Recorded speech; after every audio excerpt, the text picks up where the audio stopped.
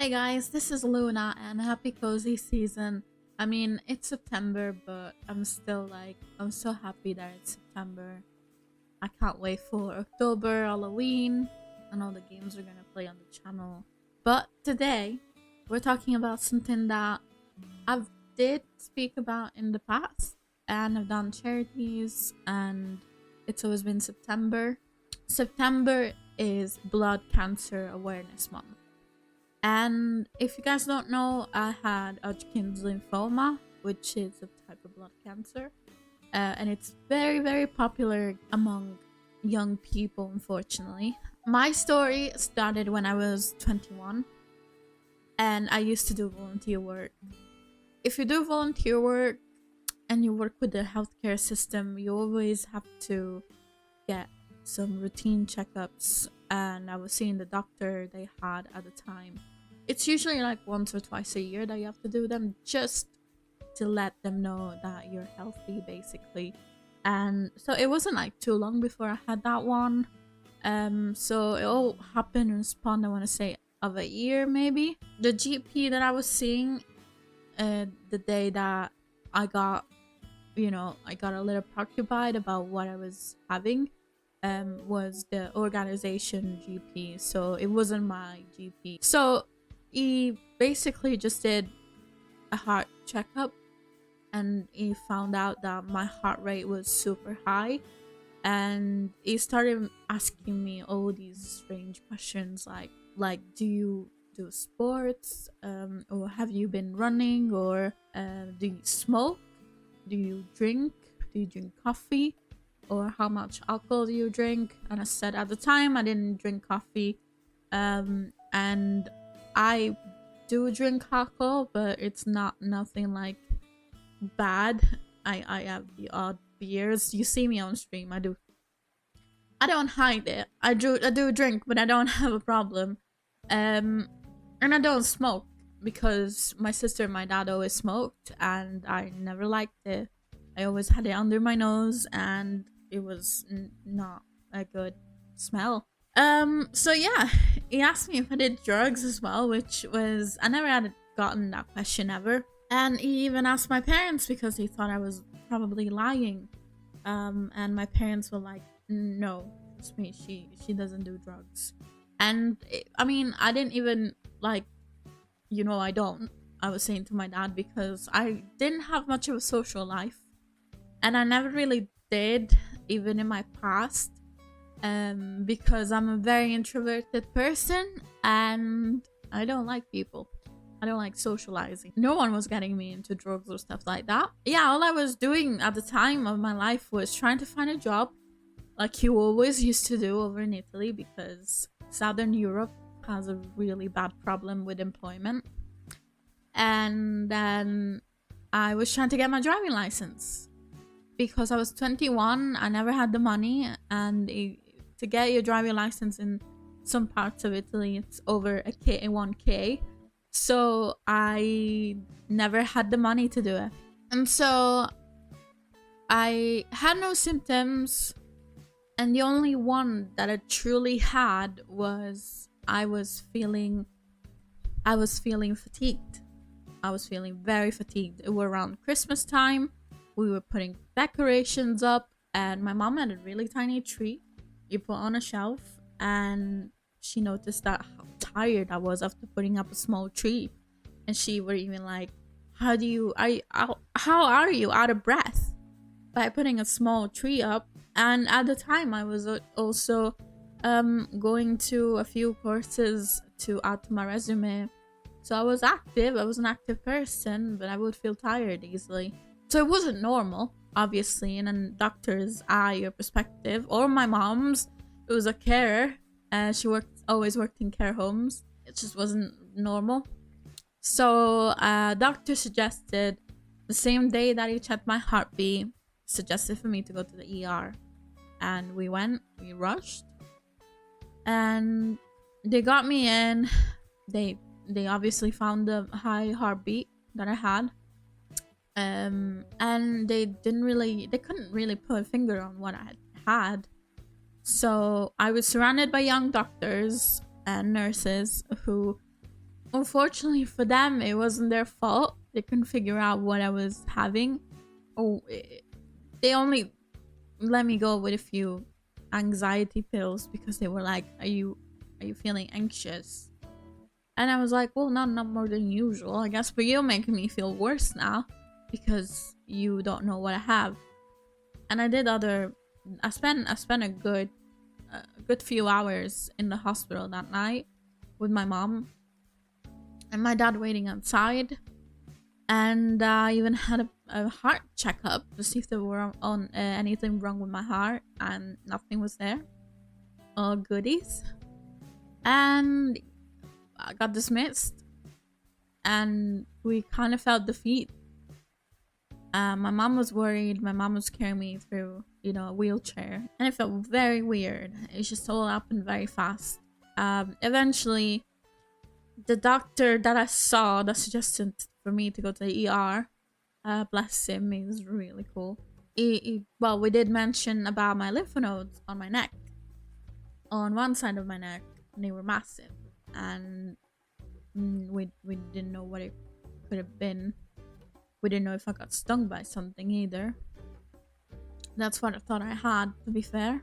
They were trying to understand what I had. They thought I had the kissing disease at first, and then they thought I had something even worse, like something that needed probably me being isolated in the hospital because they might have thought I had a weird virus of some sort. Again, this was like even before COVID. So it wasn't normal to think about that. No doctor really thought much of what I had with my lymph nodes before. But eventually the doctors from the Blue Cross, the charity volunteer work that I was doing, he actually brought a certain old retired surgeon. She just had a look at me and she said, "You're gonna need surgery." And I'm like, "Hold on, what?"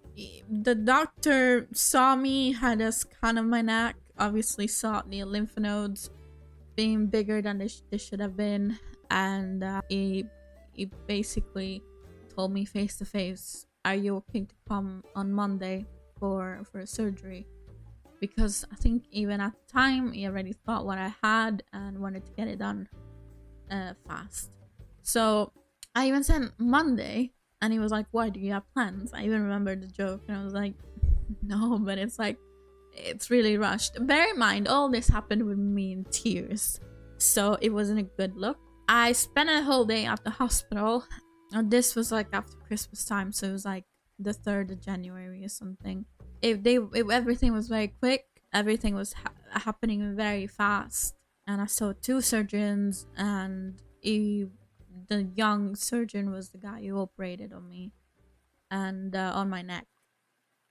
And he thought he would get 1 lymph node out, but eventually a surgery that would only last 30 minutes, he said, lasted 3 hours, because they ended up taking 3 lymph nodes, because apparently he said my lymph nodes were attached together by a weird fluid that was not normal.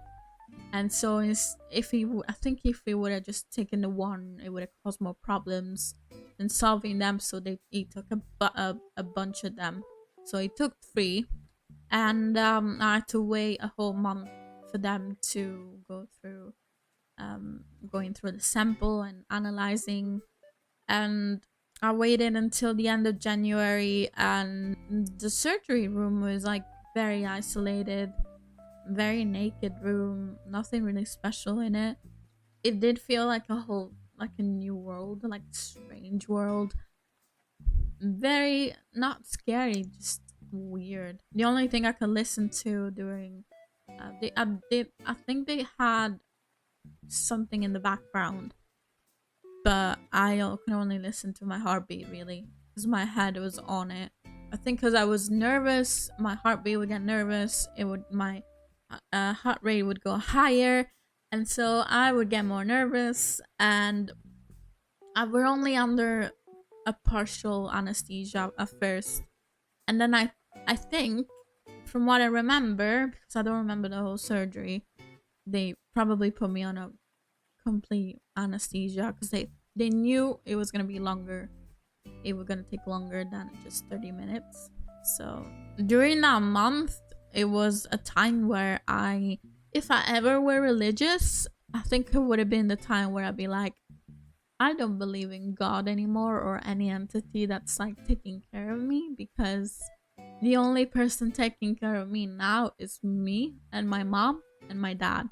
I could have prayed, I could have done this, I could have done that, and I would have still got diagnosed with lymphoma and nothing would have changed. So, in that month, I think my idea of even believing people who have some small amount of faith, it's just, for me, it was like, I don't think there's any entity up there that's looking after us, because if someone as young as me is like this sick, I don't believe in any fucking God anymore, or even doubt, because maybe before I would have doubt, I would have given you the benefit of the doubt. But when that happened, I was like, no, no, I don't think there's any God out there looking out for anybody, because I don't believe this. I didn't get to meet my doctor when my results were back. My parents did, and I feel very cowardly about that still, because I should have gone and I should have faced the music. But I think I was more comfortable hearing it from my mom. And what the doctor said to my parents was that I had the good cancer. It made me feel guilty throughout the whole 6 months that I was going through this, because I thought, well, maybe I shouldn't be feeling this bad because people are worse, and maybe I'm actually lucky. But I think the doctor's words were wrong, and I think it were ironic. You shouldn't say that. There's no type of good cancer out there. Whether you recover, you don't recover, there's no good type of good cancer, because it's gonna leave a mark on you. Anyways, after that, I found out I had stage 2 Hodgkin's lymphoma. They called it classic Hodgkin's. I had a small surgery on my chest, and basically they found out my lymph nodes were full of cancer cells, and it started from my neck until my diaphragm.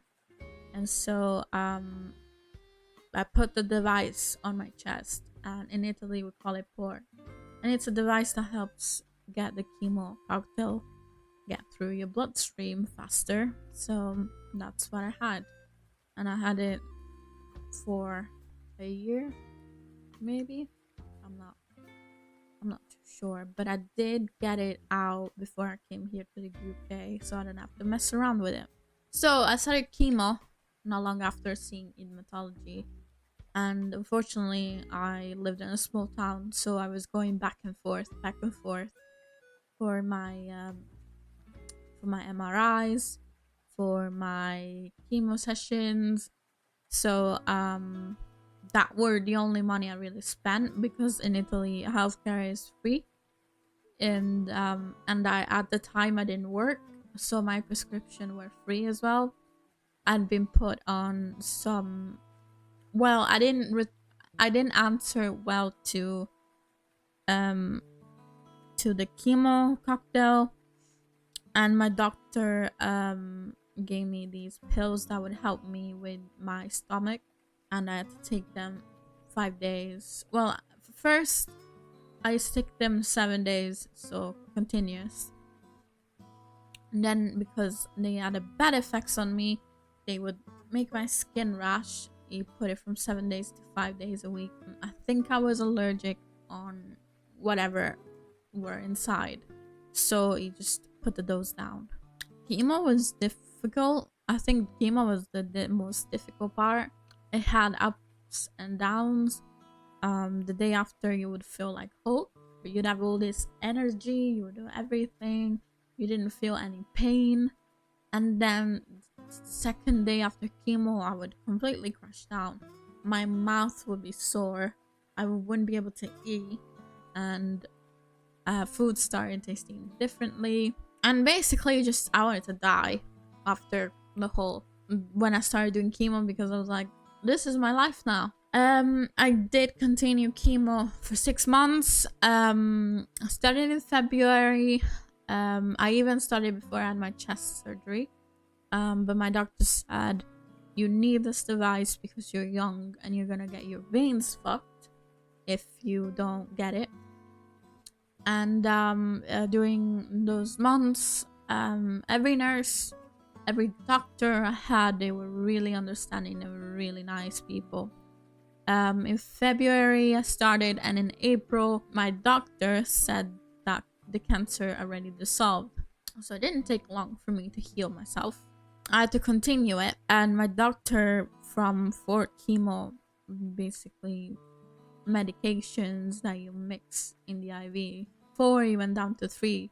I was doing this chemo cocktail. They always call it cocktail over there, and because it looks orange, like our Aperol Spritz. If you're Italian, you probably know this. So if you're from Southern Europe, Aperol Spritz is orange, and it's like a summer cocktail we have. I did ABVD chemo, and from ABVD I went down to ABV.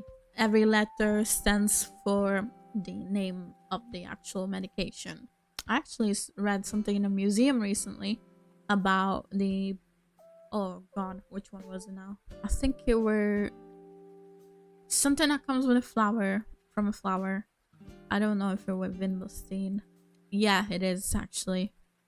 It comes from a flower that only grows in a certain region of the world, and it was really interesting to see in a museum because I recognized it. During chemo and the chemo session, I went from basically looking like a skeleton to looking like bloated and gaining weight.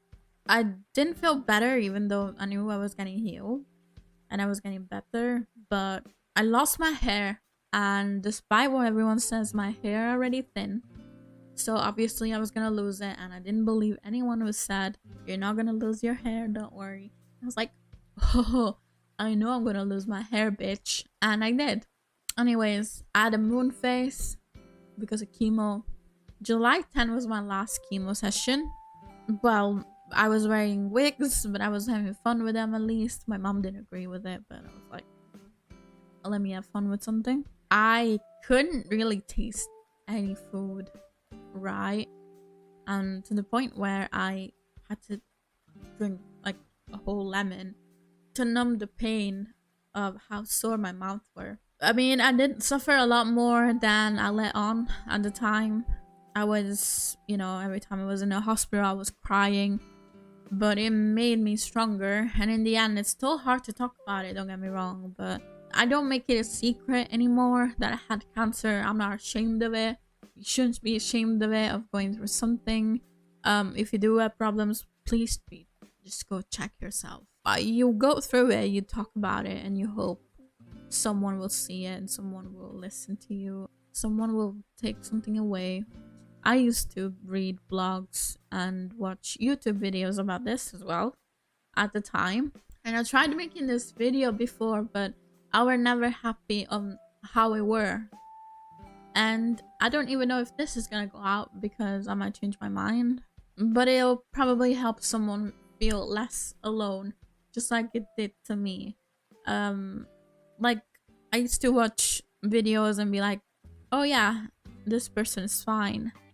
It's just like everyone else, it's not. It is maybe the good cancer, whatever you want to call it, but I don't talk with some friends that I had at the time because some of them dismissed me, saying, I heard this celebrity had that and they're fine now. And so they completely dismissed my issues, my feelings towards it, and I'm not friends with those people anymore. I found better friends that I can count on. I found love after that. So I do truly hope someone else, my story can help someone else. It gets better after chemo because I've grown. I felt more confident, even though I didn't have my hair at the time. I was still going out after chemo. My other half in this was my mom. My mom was the person who would basically be there for me during my PET scans, MRIs, through everything. She did all the disability papers that I needed to do because cancer is a disability. Obviously, it's one that you hopefully not everyone does. some people do recover from. My mom was there. We bonded a lot. We laughed. We cried.